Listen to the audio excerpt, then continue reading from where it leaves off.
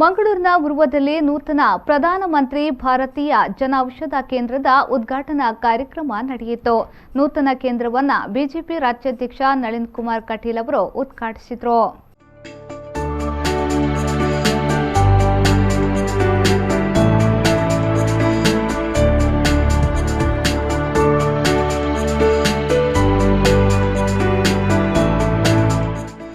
ಪ್ರಧಾನಮಂತ್ರಿಯವರ ಪ್ರಮುಖ ಯೋಜನೆಗಳಲ್ಲಿ ಜನೌಷಧ ಕೇಂದ್ರವು ಒಂದಾಗಿದೆ.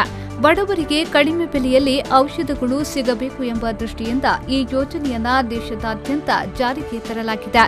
ಇಂದು ಮಂಗಳೂರಿನ ಉರ್ವದಲ್ಲಿ ಪ್ರಧಾನಮಂತ್ರಿ ಭಾರತೀಯ ನೂತನ ಜನೌಷಧ ಮಳಿಗೆ ಶುಭಾರಂಭಗೊಂಡಿತು.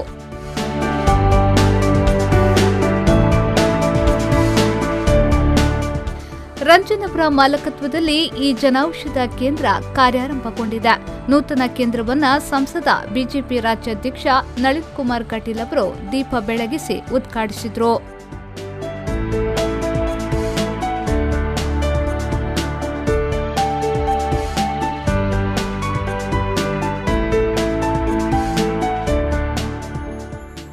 ಇದೇ ವೇಳೆ ಮಾತನಾಡಿದ ನಳಿನ್ ಕುಮಾರ್ ಕಟೀಲ್ ಅವರು ನಗರದ ಉರ್ವ ಭಾಗದಲ್ಲಿ ಪ್ರಧಾನಮಂತ್ರಿಗಳ ಕನಸಿನ ಯೋಜನೆಯಾದ ಜನೌಷಧ ಕೇಂದ್ರ ಉದ್ಘಾಟನೆಗೊಂಡಿದೆ.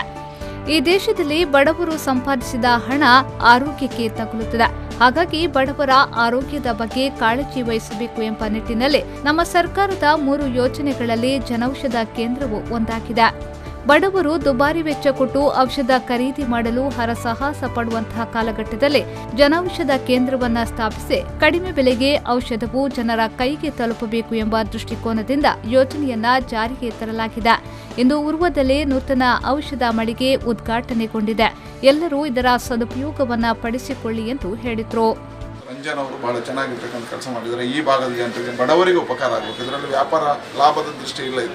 ಇದರಲ್ಲಿ ಬಹಳಷ್ಟು ಲಾಭಗಳಿಲ್ಲ. ಸರ್ಕಾರದ ಯೋಜನೆ ಪ್ರಕಾರ ಲಾಭವೇ ಇಲ್ಲ. ಇದರ ಬಹಳ ಕಡಿಮೆ.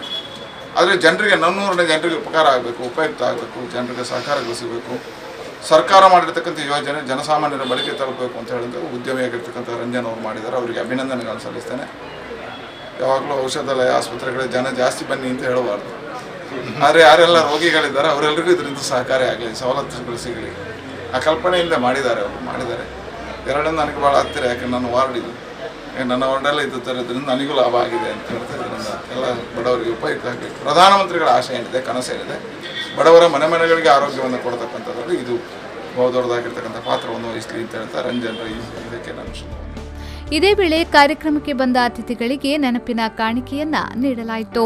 ಈ ಸಂದರ್ಭ ಕಾರ್ಯಕ್ರಮದಲ್ಲಿ ಶಾಸಕ ವೇದವ್ಯಾಸ್ ಕಾಮತ್, ಸದಾನಂದ ಶೆಟ್ಟಿ, ಗಣೇಶ್ ಶೆಟ್ಟಿ, ಮಂಗಳೂರು ಪಾಲಿಕೆಯ ಸದಸ್ಯರಾದ ಗಣೇಶ್ ಕುಲಾಲ್, ರಾಧಾಕೃಷ್ಣ, ಗೌತಮ್ ಸಾಲ್ಯಾನ್, ರಾಕೇಶ್ ಸಾಲ್ಯಾನ್, ಅರುಣ್ ಊರ್ವ ಉಪಸ್ಥಿತರಿದ್ದರು.